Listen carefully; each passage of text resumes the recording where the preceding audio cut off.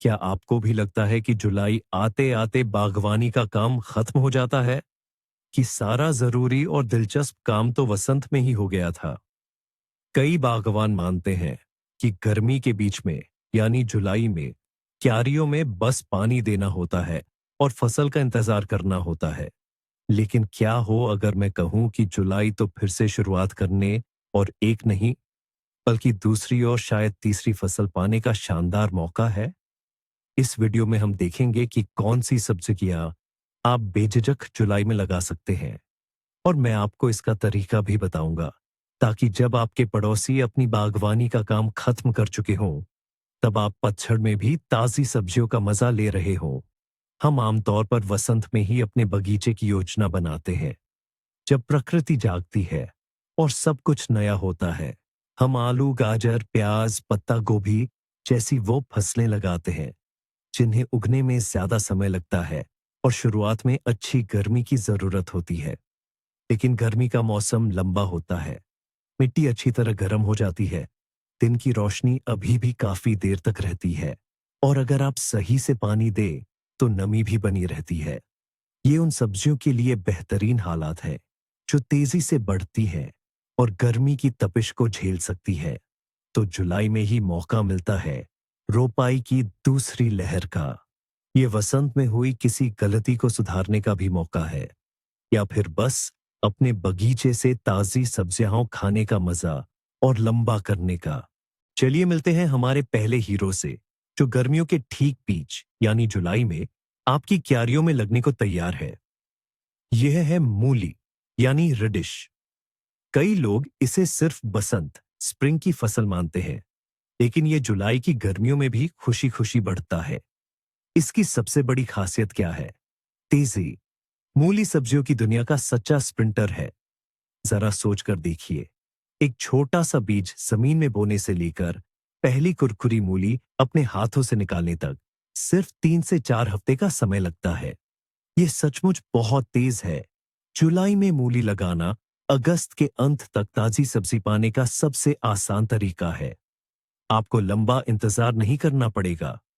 जुलाई में जमीन खूब गर्म हो चुकी होती है, जो बीजों को जल्दी अंकुरित होने और पौधों को तेजी से बढ़ने में मदद करती है। गर्मियों में मूली की सफलता के लिए सबसे जरूरी शर्त है नियमित और पर्याप्त सिंचाई। उसे नमी बहुत पसंद है। अगर मूली को पानी की कमी हो जाए, खासकर गर्म दिनों में, तो उसकी जड़ें सख्त या कड़वी हो सकती हैं, या फिर वह सीधे फूल देने लगेगी। इसे बोल्टिंग कहते हैं, और स्वादिष्ट मूली बनने से पहले ही उसका बढ़ना रुक जाएगा। इसलिए मिट्टी में पर्याप्त नमी बनी रहे, इसका ख्याल रखें। जुलाई में बोने के लिए ऐसी किस्में चुनें जो जल्दी पक जाती हैं। ऐसी किस्में आजकल ढेर सारी उपलब्ध है। गोल, लंबी, लाल, गुलाबी, सफेद और यहां तक कि बैंगनी रंग की मूलियां भी मिलती है। ये सभी किस्में तेजी से बढ़ती हैं। मूली को किसी खास तरह की मिट्टी की जरूरत नहीं होती, बस वह भुरभुरी और अच्छी निकासी वाली होनी चाहिए। इसे सीधे खुली जमीन में बोया जा सकता है। यह बीच बीच में यानी इंटरक्रॉपिंग के लिए बहुत अच्छा है। इसे आप धीमे बढ़ने वाली दूसरी सब्जियों की पंक्तियों के बीच में बो सकते हैं, जिन्होंने अभी सारी जगह नहीं घेरी है। जब तक वह पौधे बढ़ेंगे, मूली अपना फसल देकर जगह खाली कर देगी। क्यारी से निकली ताजी रसदार मूली गर्मियों के सलाद में एक जबरदस्त इजाफा है, या फिर बस एक स्वादिष्ट और सेहतमंद नाश्ता। लेकिन मूली अकेली सब्जी नहीं है जो गर्मियों की शुरुआत के लिए तैयार है। जुलाई की क्यारियों के लिए और भी कई विकल्प हैं। अब हम सब्जियों के अगले समूह की ओर बढ़ते हैं, जो जुलाई की शुरुआत से डरती नहीं है। और यहाँ हमारे पास कुछ दिलचस्प उम्मीदवार छिपे हैं। आइए बात करते हैं फलियों की, खासकर झाड़ी वाली फलियों की। बेल वाली फलियों के विपरीत, जिन्हें बढ़ने में लंबा समय लगता है और सहारे की जरूरत होती है, झाड़ी वाली फलियां ज्यादा कॉम्पैक्ट होती है और जल्दी पक जाती हैं। झाड़ी वाली फलियां आमतौर पर बोने के 50-60 दिनों में पक जाती हैं। इसका मतलब है कि जुलाई के मध्य में लगाने पर आप पाला पड़ने से पहले नरम फलियों की कटाई के लिए समय पर पहुंच जाएंगे। फलियों को गर्मी पसंद है, और जुलाई की मिट्टी इसके लिए आदर्श है।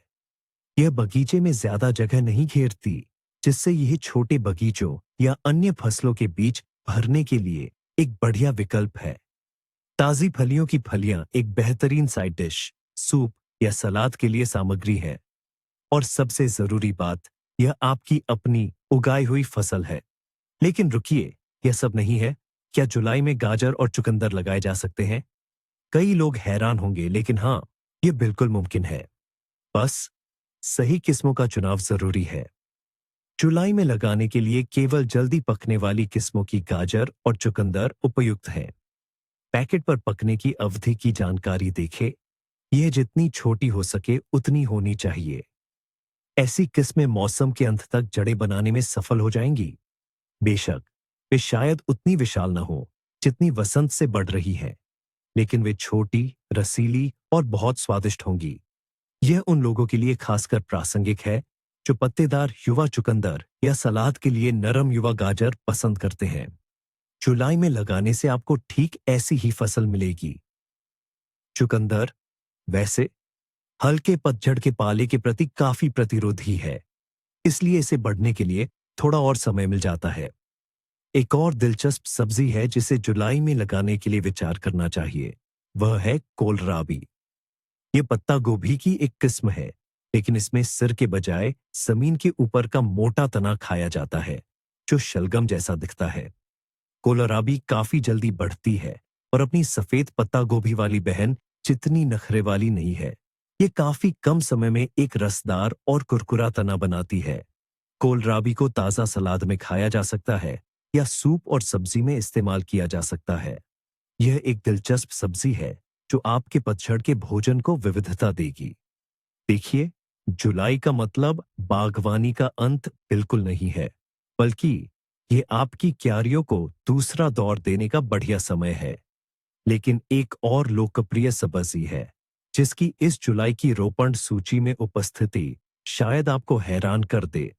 तो लीजिए, हम आ पहुंचे हैं अपनी जुलाई की लिस्ट के सबसे ज्यादा चर्चा वाले लेकिन बेहद लुभावने पॉइंट पर। क्या जुलाई में खीरे लगाए जा सकते हैं? सोचने पर लगता है कि खीरा तो पूरी तरह गर्मियों की चीज है, जिसे खूब गर्मी चाहिए। और हां, गर्मियों के बीच में खीरे लगाना थोड़ा जोखिम भरा भी है। लेकिन ताजे खीरे खाने का शौकत है तो ये जोखिम बिल्कुल लिया जा सकता है।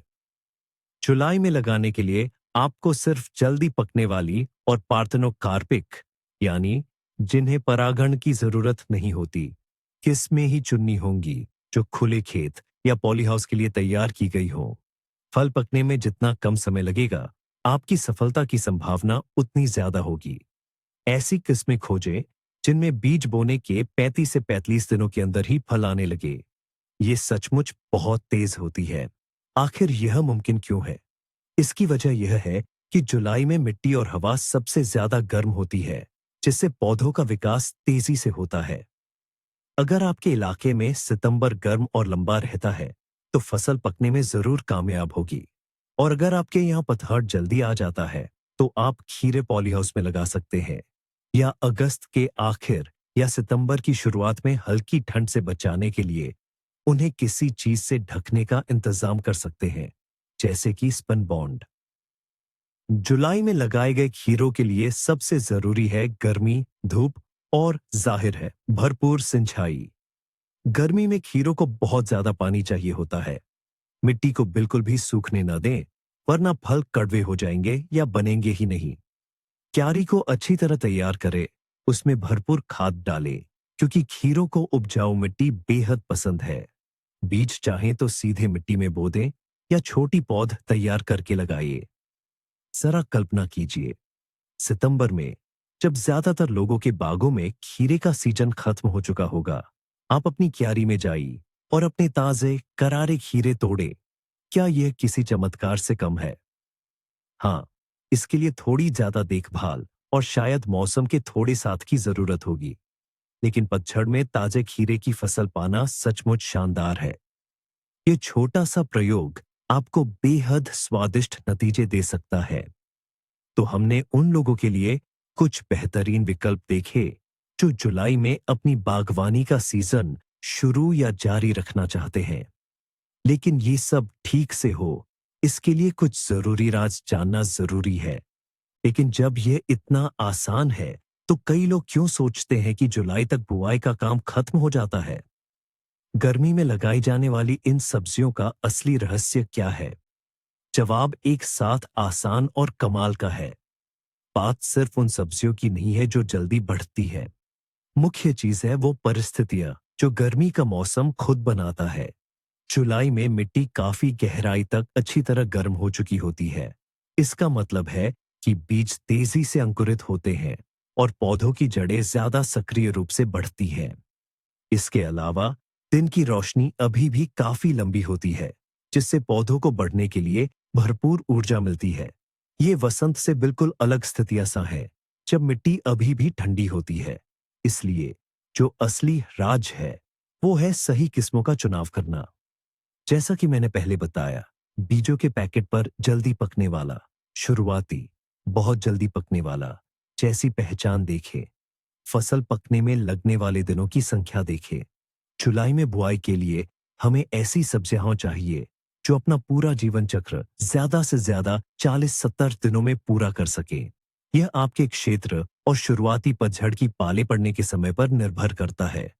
केवल ऐसी किस्में ही गर्मी के बीच में लगाने पर भी पूरी फसल दे सकती है। दूसरा उतना ही जरूरी राज है नमी। गर्मियों में अक्सर गर्मी और सूखा पड़ता है। जुलाई में बुआई करते समय नियमित और भरपूर पानी देना आपका सबसे अच्छा दोस्त है। मिट्टी को बिल्कुल सूखने ना दें। सूखी मिट्टी गर्मी की ज्यादातर फसलों के लिए तेजी से बढ़ने और अच्छी पैदावार का सबसे बड़ा दुश्मन है। यह मूली, सलाद और पालक जैसी सब्जियों के लिए खासकर जरूरी है, जिन्हें कोमल पत्तियां और बिना कड़वाहट वाली जड़ें बनाने के लिए लगातार नमी चाहिए। तीसरा जरूरी कदम है मिट्टी की तैयारी। हालांकि मिट्टी गर्म होती है, लेकिन वसंत में बुआई के बाद यह सख्त हो सकती है या सूखी हो सकती है। बुआई से पहले क्यारी को अच्छी तरह ढीला, रिखलिज करना और भरपूर पानी देना जरूरी है। युवा पौधों को अच्छी शुरुआत देने के लिए थोड़ा खाद, कंपोस्ट भी मिला सकते हैं। और यहीं छिपा है सबसे कमाल का फायदा। जुलाई में इन सब्जियों को लगाने से आपको ताजी फसल तब मिलती है जब ज्यादातर पड़ोसियों की क्यारियां खाली हो जाती हैं या उनमें सिर्फ देर से पकने वाली फसलें बची होती हैं। आप अपने बगीचे के सीजन को बढ़ा देते हैं, विटामिन की दूसरी लहर पाते हैं और अपने बगीचे से ताजी तोड़ी हुई सब्जियों का मजा लेते हैं, जब दूसरे उन्हें दुकान से खरीद रहे होते हैं। यह सचमुच गर्मियों के बीच का जादू है। लेकिन बहुत से लोग जुलाई को रोपण के लिए देर से क्यों मानते हैं? इस समय सफलता का मुख्य राज सिर्फ सही फसलें चुनना ही नहीं है, बल्कि मिट्टी की सही तैयारी और नियमित रूप से पानी देना भी है। गर्मी में मिट्टी सूख सकती है, इसलिए बुवाई से पहले क्यारी को अच्छी तरह पानी दे और बाद में मिट्टी को सूखने न दे। दूसरा महत्वपूर्ण बिंदु है किस्मों का चुनाव। पैकेटों पर जल्दी पकने वाला, शुरुआती या पकने के समय की जानकारी दिनों में देखें। जितने कम दिन होंगे, जुलाई में रोपण की सफलता की संभावना उतनी ही अधिक होगी। तो अगर आप सोच रहे थे कि आपके बगीचे का मौसम खत्म होने वाला है, तो यह आपके लिए एक सुखद आश्चर्य है। जुलाई ताजी सब्जियों के लिए नए अवसरों का समय है। इस वीडियो को अंत तक देखने के लिए धन्यवाद। उम्मीद है इसने आपको नई रोपणियों के लिए प्रेरित किया होगा। अगर आपको यह पसंद आया तो कृपया लाइक करें और चैनल को सब्सक्राइब करें, ताकि आप नए उपयोगी वीडियो न चूकें। और अब कमेंट्स में बताएं, जुलाई में आपने कौन सी सब्जियां पहले ही लगा ली है, या इस वीडियो के बाद आप क्या लगाने की योजना बना रहे हैं। अपना अनुभव साझा करें।